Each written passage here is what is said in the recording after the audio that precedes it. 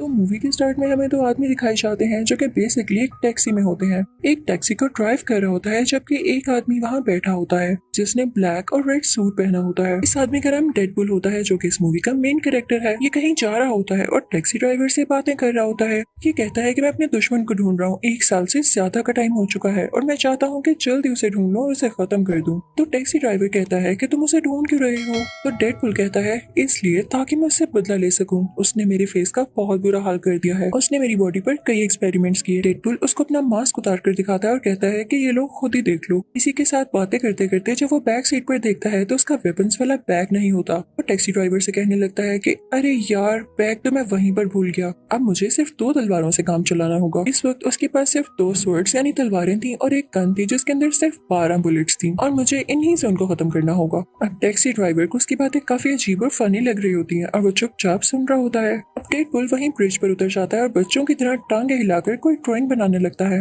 वो ऐसे ड्रॉ कर रहा होता है कि वो अपने दुश्मन को कैसे मारने वाला है कि तभी उसको वहाँ पर अपने दुश्मन की गाड़ियां नजर आती हैं। वो फौरन से उतर जाता है और उसकी गन में जितनी भी बुलेट्स होती हैं उनसे उनके साथियों को मार डालता है। ये सीन काफी मजेदार है। उनकी गाड़ियां रोल होते हुए गिरती हैं। यहाँ हम पर रिवील होता है कि डेडपुल के दुश्मन का नाम फ्रांसिस होता है। वो काफी बड़ा विलन था, काफी बुरा आदमी था। अब ये खबर मशहूर हो जाती है, हर जगह ये बात फैल जाती है कि डेडपुल और फ्रांसिस में लड़ाई हो रही है। ये न्यूज टीवी पर भी आती है। फिर हम घर में एक जॉइंट आदमी को देखते हैं जो कि स्टील का बना हुआ लग रहा था। उस आदमी को ये न्यूज देख के काफी गुस्सा आता है। वो एक टीनेजर लड़की को बुलाता है जिसके काफी छोटे बाल थे और वो दोनों गुस्से में डेडपुल से मिलने जाते हैं। अब यहाँ हमें पास्ट की स्टोरी दिखाई जाती है जबकि डेडपुल एक नॉर्मल इंसान था। वो अभी डेडपुल नहीं बना था। उसका नाम वेड होता है। वो सीधा एक बार में जाता है जहाँ पर उसका दोस्त भी होता है और वहाँ पर किसी जॉइंट आदमी की किसी दूसरे आदमी के साथ लड़ाई हो रही होती है। तो वेड ये देख कर एंजॉय कर रहा होता है। तभी वेड के पास एक लड़की आती है जिसका नाम वेनेसा होता है। वो वेड से आकर बातें करने लगती है और उसको काफी पसंद करने लगती है। अब आहिस्ता आहिस्ता इन दोनों में दोस्ती हो जाती है।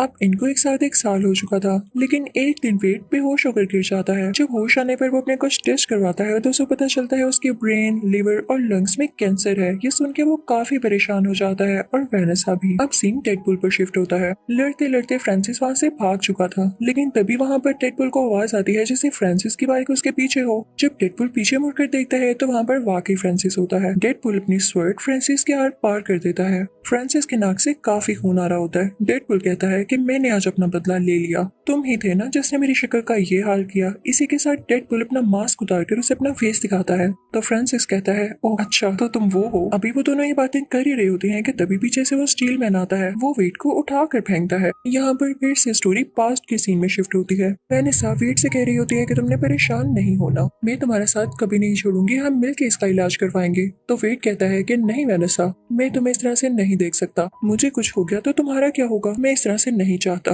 और ये कह के वो वहाँ से एक बार में आ जाता है। वो अपने उसी दोस्त के पास आकर बैठता है तो उसका दोस्त उसे कहता है कि यहाँ एक आदमी काफी देर से तुम्हारा इंतजार कर रहा है, जाओ मिलो उससे जाकर। और डेडपुल जब उसे जाकर मिलता है तो आदमी डेडपुल से कहता है कि मैं जानता हूँ कि तुम्हें एक डिसीज है और तुम उसका इलाज करवाना चाहते हो, इसमें मैं तुम्हारी हेल्प कर सकता हूँ, लेकिन साथ एक और बात, मैं तुम्हें सुपर पावर्स भी दे सकता हूँ। तो डेडपुल कहता है कि नहीं, मुझे एक नॉर्मल इंसान की तरह जिंदगी जीनी है, मैं इसमें इंटरेस्टेड नहीं। और ये कहकर वो वहाँ से आ जाता है। अब यहाँ से सीन दोबारा से प्रेजेंट में आता है और वो स्टील मैन डेडपुल से कह रहा होता है कि तुम्हारे साथ मसला क्या है, तुम अपनी पावर्स का गलत यूज क्यों कर रहे हो। तो डेडपुल स्टील मैन से कहता है कि मुझे मत सिखाओ, जिसने मेरे साथ बुरा किया मैं उससे बदला जरूर लूंगा। तभी वो टीनेजर डेडपुल से कहती है कि पीछे देखो। और जब डेडपुल पीछे देखता है तो फ्रांसिस वहाँ से भाग चुका होता है। डेडपुल को स्टील मैन पे काफी गुस्सा आता है और वो उसे मारने लगता है कि अगर तुम मुझे अपनी बातों में ना लगाते तो वो यहाँ से ना भागता। डेडपुल स्टील मैन को मारने लगता है, लेकिन क्योंकि वो बहुत ज्यादा हार्ड होता है तो स्टील मैन की दोनों रिस्ट यानी बाजू और एक टांग टूट जाती है। तो स्टील मैन उसे कहता है यार तुमने मेरा दिमाग खराब कर दिया है। उसे काफी जोर से हिट करता है जिससे डेडपुल दूर जाकर गिरता है और फिर उसकी रिस्ट अपने हाथ के साथ बांधकर उसे कहीं ले जाता है।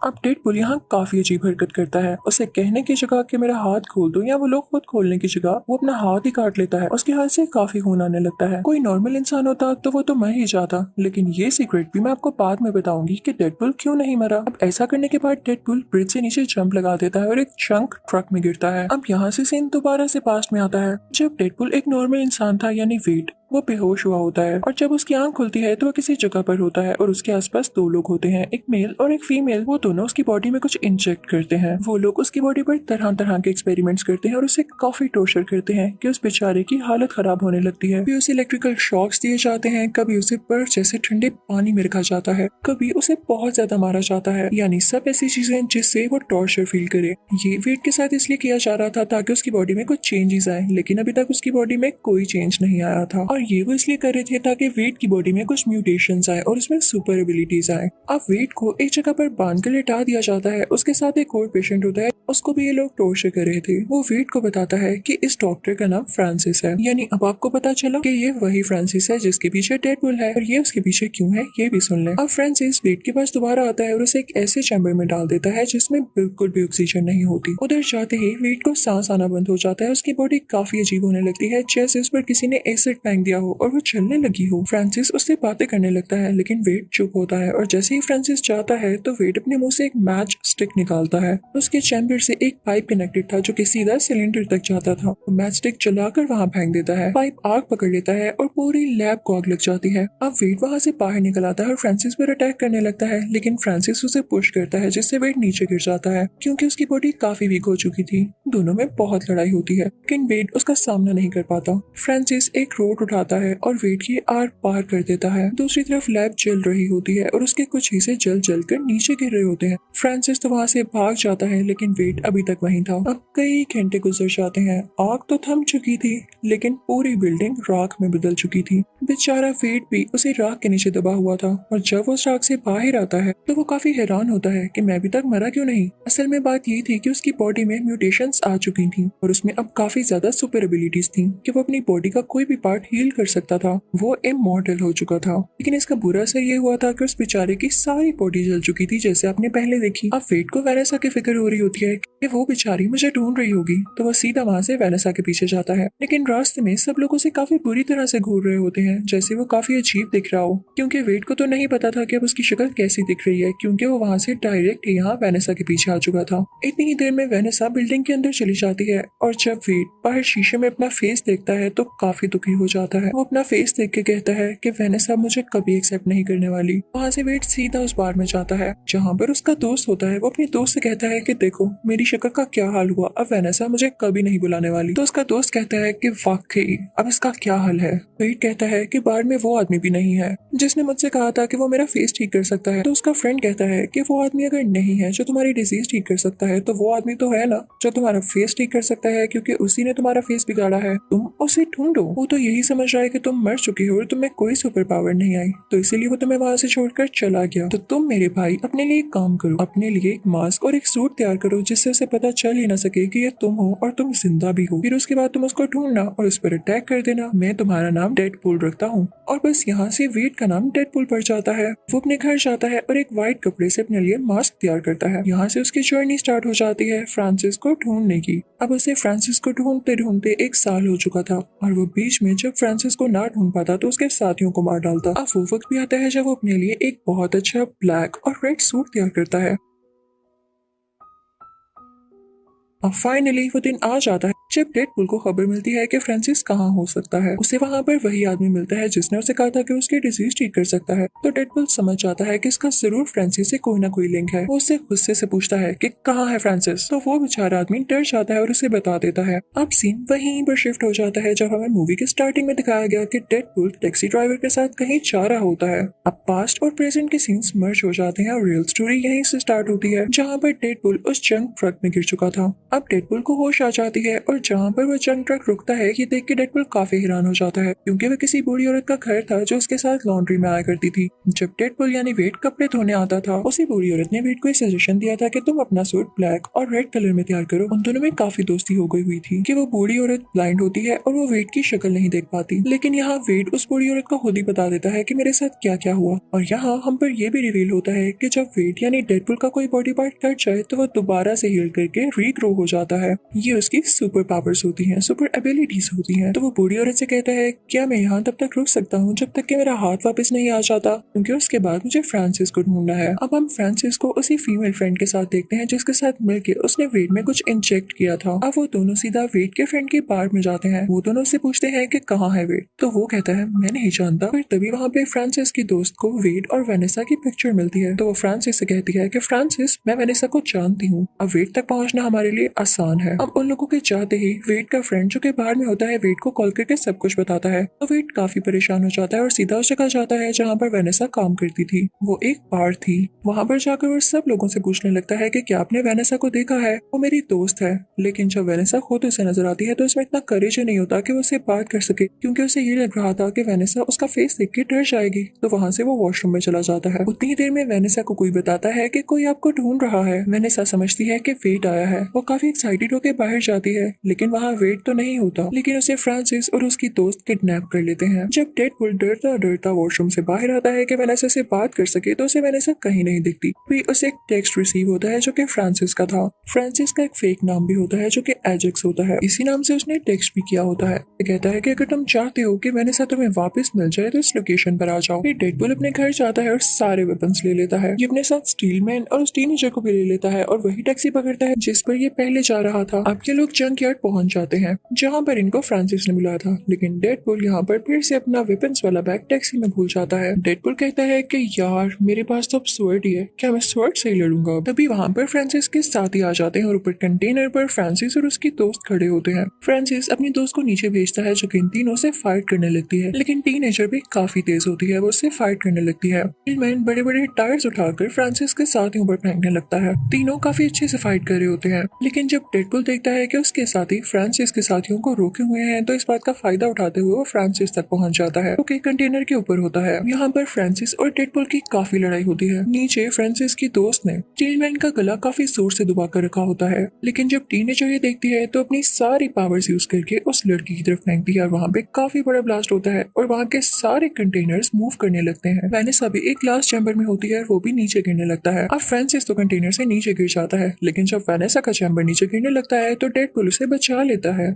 इसके बाद वो वेनेसा को उसमें से निकालता है, लेकिन फ्रांसिस वहाँ दोबारा आकर डेडपूल पर अटैक कर देता है। लेकिन डेडपूल हील होकर दोबारा से उसके ऊपर आ जाता है और उसके ऊपर बैठ जाता है। अब किसने कहा था फ्रांसिस को कि वो डेडपूल को सुपर एबिलिटीज दे के बाद में वो उसी पे भारी पड़ जाए। डेडपूल फ्रांसिस को काफी मारता है। फ्रांसिस के नाक और मुंह से काफी खून आने लगता है। अब डेडपूल फ्रांसिस से कहता है कि मेरा फेस ठीक करो। अब तो फ्रांसिस हंसने लगता है, हा हा हा, तुम्हें लगता है कि मैं तुम्हारा फेस ठीक करूंगा? तो डेडपूल कहता है कि अच्छा ऐसी बात है।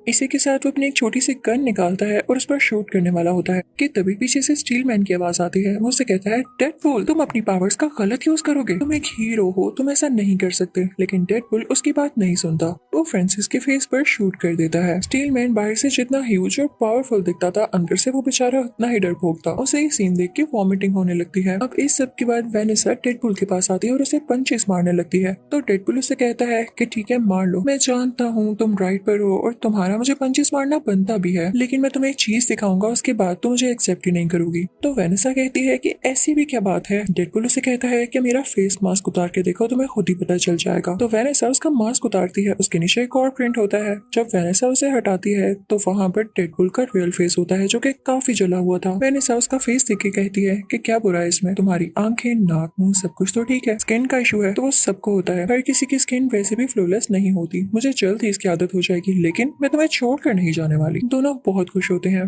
दोबारा से सुलह कर लेते हैं। तो यही डेडपूल पार्ट 1 खत्म होता है। Now we are starting part 2। तो पार्ट 2 के स्टार्ट में हम डेडपूल को देखते हैं जो कि काफी सैड अपने अपार्टमेंट में बैठा होता है। वो अपने अपार्टमेंट को आग लगा देता है क्योंकि वो जिंदा नहीं रहना चाहता था, वो सुसाइड कर रहा था। अब हमें पास्ट का सीन दिखाया जाता है कि डेडपूल सुसाइड क्यों करना चाह रहा था। हमें एक फाइटिंग सीन दिखाया जाता है जिसमें डेडपूल अपने कुछ दुश्मनों से लड़ रहा होता है जो कि काफी बुरे लोग होते हैं, लेकिन उनमें से एक आदमी वहाँ से भाग जाता है। तो डेडपूल कहता है कि इसको तो मैं बाद में देख लूंगा, पहले मुझे वेनेसा से मिलना है, क्योंकि इन दोनों को एक साथ रहते हुए पूरे 2 साल हो चुके थे और इसने उसको विश करना था। लेकिन जब डेडपुल घर जाता है तो वहाँ पर वही आदमी आ जाता है जो कि वहाँ से भाग गया था। वो यहाँ वेनेसा को मार डालता है। जब डेडपुल ये देखता है तो उसे काफी दुख होता है। वो उस आदमी के पास जाता है और उसे ट्रक के नीचे देखकर मार देता है। फिर वो वापस वेनेसा के पास आता है। वो काफी उदास होकर कहता है कि मेरी वजह से ही तुम मरी, मैं तुम्हारी मौत का बदला जरूर लूंगा। नो डाउट वो उस आखिरी आदमी को भी मार चुका था, लेकिन वो उन सब लोगों को खत्म करना चाहता था जो उसके लिए बुरे थे, जो किसी की बिला वजह जान लेते हैं बिना किसी रीजन के। उसे वेनेसा की बहुत याद आया करती थी और वो कई तरह से अपनी जान लेने की कोशिश करता था। कभी वो बिल्डिंग से नीचे जंप लगा देता, कभी उसके अंदर रोड्स घुस जाती, कभी वो खुद को आग लगा देता, लेकिन उसे कुछ न होता क्योंकि वो इमॉर्टल था और इस चीज से वो खुद भी तंग आ चुका था। अब हम प्रेजेंट में आते हैं जब वो अपने अपार्टमेंट को आग लगा के दोबारा से सुसाइड करने की कोशिश करता है। यहाँ पूरे अपार्टमेंट में आग लग जाने की वजह से बहुत बड़ा एक्सप्लोजन होता है और उसे वेनेसा का विजन आता है कि ये तुम गलत कर रहे हो, तुम्हारा काम ये नहीं है। लेकिन इसी के साथ ही डेडपुल की बॉडी के टुकड़े हो जाते हैं। तभी कुछ टाइम बाद वहाँ पर स्टील मैन आता है और उसके बॉडी पार्ट्स देख के उसे एक सैक में डालकर अपने साथ ले जाता है और फिर उसे छोड़ देता है। जब डेडपुल की बॉडी हील हो जाती है तो वो बिल्कुल ठीक हो जाता है और अब वो उदास एक काउच पर लेटा होता है कि तभी उसके पास स्टील मैन आता है और कहता है कि तुम क्या कर रहे हो, तुम तो इतने पावरफुल हो और बनो भी। आज के बाद यही तुम्हारी फैमिली है और तुम हमारे साथ यहीं पर रहोगे। उस घर में 2 लड़कियां और होती हैं, एक वही टीनेजर जिसके छोटे बाल थे और एक पिंक बालों वाली लड़की। अब सीन यहाँ से दूसरी तरफ शिफ्ट होता है जहाँ पर हम एक ह्यूज आदमी को देखते हैं जिसकी एक आंख में लेजर जैसा कुछ था और उसके हाथ में घड़ी थी। जब वो उस घड़ी को मूव करता है तो वो कहीं जगह पर आ जाता है। वहाँ खड़े वो 2 आदमियों से पूछता है कि ये कौन सा साल है, मैं किस ईयर में हूँ। लेकिन इससे पहले कि वो आदमी कोई जवाब देते वो उनको मारकर उनकी गाड़ी लेकर वहाँ से चला जाता है। अब सीन दोबारा से वहाँ शिफ्ट होता है जहाँ पर वो चारों रह रहे थे, यानी डेडपुल, स्टील मैन, पिंक बालों वाली लड़की और वो टीनेजर। ये सब अपनी टीम को एक्स मैन की टीम कह रहे होते हैं। अब टीनेजर स्टील मैन से कह रही होती है कि आपको बहुत ट्रस्ट है ना डेडपुल पर। मुझे तो डेडपुल बिल्कुल भी कंसिस्टेंट नहीं लगता है, ये कुछ भी ठीक से डिसाइड नहीं कर पाता, कभी सुसाइड करने की ट्राई करता है और कभी कुछ ज्यादा इमोशनल हो जाता है। तो डेडपुल फौरन से बोल पड़ता है कि तुम लोग परेशान नहीं हो, मैं खुद को ठीक करूंगा। मैं जितने दिन इस घर में रहा मैंने बहुत कुछ सीखा और हम बहुत अच्छी एक्समैन टीम बनेंगे। ये बात सुनकर सारे काफी खुश हो जाते हैं। स्टील मैन उसे अप्रिशिएट करता है और कहता है मुझे खुशी है मैं तुम्हें यहाँ लेकर आया। अब सीन चेंज होता है एक म्यूटेंट स्कूल की तरफ। वहाँ पर कुछ ऐसे बच्चे थे जिनमें कुछ ज्यादा एबिलिटीज थी जो कि इंसानों में नहीं होती। वो बच्चे म्यूटेंट्स थे। अब उस स्कूल का प्रिंसिपल जो कि ग्लासेस वाला आदमी होता है उन सब बच्चों से कह रहा होता है कि ठीक है मैं जानता हूँ तुम लोगों में एबिलिटीज है, लेकिन तुम लोगों ने इसको दुनिया के सामने शो नहीं करना और इन पर कंट्रोल रखना है। अब प्रिंसिपल उनमें से एक हेल्दी बच्चे को सामने स्टेज पर लाता है और सब बच्चों के सामने उसे टॉर्चर करने लगता है। बच्चों से कहता है कि अगर अपनी एबिलिटीज को कंट्रोल ना किया तो आप लोगों के साथ भी यही किया जाएगा, ताकि आप ये सीख लें कि कंट्रोल कैसे किया जाता है। पता नहीं कैसा स्कूल था ये। तभी हम उस घर को देखते हैं जहाँ पर वो चारों यानी एक्समैन टीम रह रही थी। तभी स्टील मैन डेडपुल के पास आता है और उसे कहता है कि एक मसला हो गया है और हमें उस जगह पर जाना है। अब जहाँ मसला हुआ था वो उसी म्यूटेंट स्कूल के बाहर वाला हिस्सा था जहाँ पर वो हेल्दी बच्चा टॉर्चर किए जाने की वजह से काफी तंग आ चुका था और बाहर आकर 2 पुलिस कार्स को डैमेज कर चुका था। उसकी एबिलिटी थी कि वो हाथों से आग फेंक सकता था। अब जनाब वहाँ पर ये एक्समैन टीम भी पहुंच जाती है और उस बच्चे को आराम से रोकने की कोशिश करती है, लेकिन वो बच्चा डेडपुल पर और उन लोगों पर अटैक कर देता है, जिसके बाद पुलिस इसके गले में एक डिवाइस डाल देती है। उसी टाइम वेट यानी डेडपुल नोट करता है कि उसकी गर्दन पर कोई निशान है, यानी ये बच्चा ऐसे ही अग्रेसिव नहीं हुआ, इसके साथ जरूर कोई जुल्म हुआ है। तो डेडपुल भी स्कूल के बाकी स्टाफ पर अटैक कर देता है, जिसकी वजह से पुलिस उसके गले में भी वो डिवाइस डाल देती है। इनफैक्ट ये ऐसी डिवाइस थी जो किसी की भी सुपर एबिलिटीज को कंट्रोल में कर सकती थी। जिसके गले में भी ये डिवाइस होती वो अपनी एबिलिटीज को ठीक से यूज ही न कर पाता, और सबसे बड़ी बात ये डिवाइस खुद से उतर भी नहीं सकती थी। अब यहाँ पे उस हेल्दी बच्चे को और डेडपुल को एक साथ उधर म्यूटेंट सेल में लेकर जाया जाता है, जहाँ पर और भी लोगों को पकड़ कर लेकर आया गया था और इन्हें सूट भी पहनाया जाता है जैसे क्रिमिनल्स का हो। अचानक से वेट यानी डेडपुल को दर्द होने लगती है, क्योंकि जब तक उसकी एबिलिटीज उसके पास थी उसे अपनी कैंसर की डिजीज फील ही ना हुई, लेकिन क्योंकि उसके गले में डिवाइस थी और उसकी एबिलिटीज उसके पास नहीं थी तो उसे काफी दर्द हो रहा था, क्योंकि उसका कैंसर वापस आ रहा था। तो वह हेल्दी बच्चा बोलता है कि हमारी गलती है कि हम अपने लिए स्टेप नहीं लेते। अच्छा खासा मैंने स्टेप लिया, लेकिन पुलिस ने आके वहाँ सब कुछ खराब कर दिया। वो लोग जानते ही नहीं कि स्कूल का प्रिंसिपल कितना बुरा आदमी है। उसने मुझे इतना मारा, इतना टॉर्चर किया, और जैसे ही मैं इस सेल से निकलूंगा मैं उसे मार डालूंगा। और इसके बाद वो दोनों खाना खाने लगते हैं। तभी वहाँ पर वो अजीब आदमी आ जाता है जो कि लोगों से ईयर का पूछ रहा था और उसकी आंख में कुछ चमक रहा था। वो उस हेल्दी बच्चे की तरफ पॉइंट आउट करता है कि मुझे ये बच्चा चाहिए। वेट यानी डेडपुल कहता है कि मैं तुम्हें इस बच्चे को हाथ भी नहीं लगाने दूंगा, और इसी के साथ उन दोनों में लड़ाई शुरू हो जाती है। लड़ते लड़ते डेडपुल डेडपुल ग्रिल से नीचे गिर जाता है और शुक्र है कि उसके गले से वो डिवाइस हट जाती है और उसमें उसकी एबिलिटीज दोबारा आने लगती है। उन दोनों में दोबारा से फाइट होने लगती है। वेड उस आदमी से पूछता है कि तुम्हें मसला क्या है, तुम्हें वो बच्चा क्यों चाहिए। तो वो आदमी अपना नाम केबल बताता है और कहता है कि पहले तुम बताओ, तुम उस बच्चे को जानते भी नहीं और फिर भी उसे बचा रहे हो। तो वेड कहता है क्योंकि उस बच्चे को ये लगता है कि मैं उसे बचाऊंगा और मुझे उसकी होप नहीं तोड़नी। तभी वेड को दिखता है कि केबल की पॉकेट में एक बॉम्ब है, तो वो उस बॉम्ब को उस बिल्डिंग में एक्सप्लोड कर देता है और वेड और केबल दोनों ही बाहर आकर गिरते हैं। वेड बाहर बेहोश हो चुका था, तभी उसे ख्वाब में वेनिस आती है जो उसे करेज देती है और कहती है कि यही चीजें तुम्हें पावरफुल बनाती हैं। और तब वेड को होश आ जाता है। वहाँ से वेड सीधा उसी बार में जाता है और अपने दोस्त से कहता है कि मैं एक बच्चे को बचाना चाहता हूँ। तो उसका बार वाला दोस्त कहता है कि ठीक है, हम एक टीम बनाकर उसको बचा सकते हैं। वहाँ पर वही टैक्सी ड्राइवर भी होता है। अब हम दोबारा से उसी हेल्दी बच्चे को देखते हैं जो कि अभी तक म्यूटेंट सेल में ही होता है और वहाँ पर उसकी दोस्ती एक काफी खतरनाक और काफी बड़े म्यूटेंट से हो जाती है। दूसरी तरफ वेड उस बच्चे को बचाने के लिए 6 लोगों की टीम बनाता है जिसमें 5 लड़की और एक लड़की होती है। उन सबकी अलग अलग एबिलिटीज होती हैं। लड़की की ये होती है कि वो किसी को भी अपनी बातों में फंसा सकती थी। एक आदमी ऐसा था जो कि इलेक्ट्रिसिटी को कंट्रोल कर सकता था। एक आदमी ऐसा था जिसके मुंह से एसिड निकलता था। एक ऐसा था जो कि गायब हो जाता था यानी इनविजिबल। एक ऐसा था जो कि इस दुनिया से नहीं था और उसमें एबिलिटीज भी इस दुनिया की नहीं थी। और एक मूंछों वाला आदमी जिसके पास कोई एबिलिटी नहीं थी तो उसे सिर्फ फॉर्मेलिटी के लिए रख लिया गया था। दूसरी तरफ हम केबल को देखते हैं। वो वेड के बार वाले दोस्त को किडनैप कर लेता है और उससे पूछता है कि मुझे बताओ कि वो म्यूटेंट बच्चा कहाँ पर है और साथ ही साथ वेड चाहता क्या है। तो वेड का वो बार वाला दोस्त काफी डर जाता है और उसे सब कुछ बता देता है और ये भी कि वेड के क्या प्लान्स हैं। अब वेड को खबर होती है कि उस म्यूटेंट बच्चे को किसी दूसरे सेल में शिफ्ट कर रहे हैं, तो इसके पास अच्छा मौका था उस बच्चे को बचाने के लिए। तो अपनी सारी टीम को पैराशूट्स पर लेकर उड़ता है और उन पुलिस कार्स का पीछा करने लगता है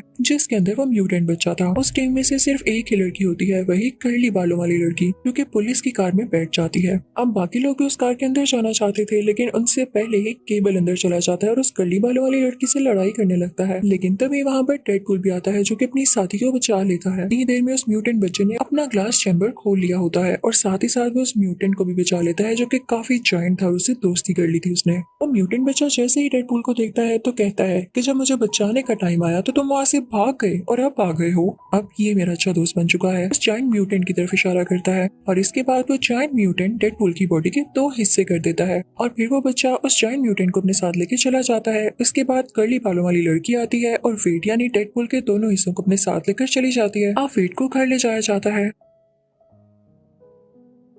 यहाँ पर वो बूढ़ी औरत भी होती है और यहाँ पर वेड काफी फनी लग रहा होता है क्योंकि उसकी टांगे रीग्रो कर रही होती हैं जैसे किसी बेबी की हो। वो वेट कर रहा होता है कि कब उसकी टांगे ठीक हो और कब उस बच्चे को बचाने जाए। तभी वहाँ पर केबल आ जाता है और उससे आराम से बात करता है। कहता है कि मैं तुम्हें अपने सारे कंसर्न्स बताता हूँ, मैं क्यों नहीं उस बच्चे को बचाना चाहता और तुम्हारी सोच भी गलत है जो तुम सोच रहे हो कि अभी भी तुम उस बच्चे को बचाना चाहोगे। अगर मैं तुम्हें बताऊँ कि मैं इस बच्चे को क्यों नहीं बचाना चाहता तो सुनो, मैं फ्यूचर से आया हूँ, मेरी एक छोटी सी बेटी है और एक बहुत अच्छी वाइफ है। अब ये बच्चा बड़ा होकर मर्डरर बनेगा और मेरी फैमिली को मार डालेगा। अभी भी वो स्कूल के प्रिंसिपल को मारने जा रहा है और क्या तुम्हें नहीं लगता कि इसके बाद उसे मर्डर्स करने की आदत हो जाएगी। मैं सब जानता हूँ कि उसने क्या करना है बड़े होकर, लेकिन अब मसला है मैं तुम्हारी हेल्प के लिए क्यों आया हूँ क्योंकि पहले वो अकेला था और मैं अकेला ही उसे पकड़ सकता था, लेकिन अब उसके साथ वो जायंट म्यूटेंट है और मुझे तुम्हारी जरूरत है क्योंकि तुम ही उसे हरा सकते हो। मैं मानता हूँ कि तुम काफी स्ट्रॉन्ग हो। तो डेडपूल कहता है कि ठीक है, मैं तुम्हारे साथ आऊंगा, लेकिन मुझे प्रॉमिस करो कि तुम जाते ही उसे मारोगे नहीं बल्कि प्यार से समझाओगे। हो सकता है कि वो हमारी बात समझ ले। अब उन दोनों में डील हो जाती है और वो लोग वहाँ से जाने लगते हैं। अब वो लोग वहाँ से जाने लगते हैं तो रास्ते में वेड एक्समैन हाउस पे रुकता है जहाँ पे वो स्टील मैन होता है। वो उसे बुलाता है तो वो कहता है भाई तुम्हारे मसले खत्म नहीं होते, मैं नहीं आऊंगा। डेडपूल और केबल के साथ वो कर्ली बालों वाली लड़की भी होती है, लेकिन जब तक वो पहुंचते हैं तो इतनी देर में वो बच्चा और जायंट म्यूटेंट उस स्कूल के अंदर जा चुके होते हैं। वो बच्चा अंदर जाकर प्रिंसिपल को मारने ही वाला होता है कि तभी वो जायंट म्यूटेंट बाहर आकर और लोगों से मुकाबला करने लगता है।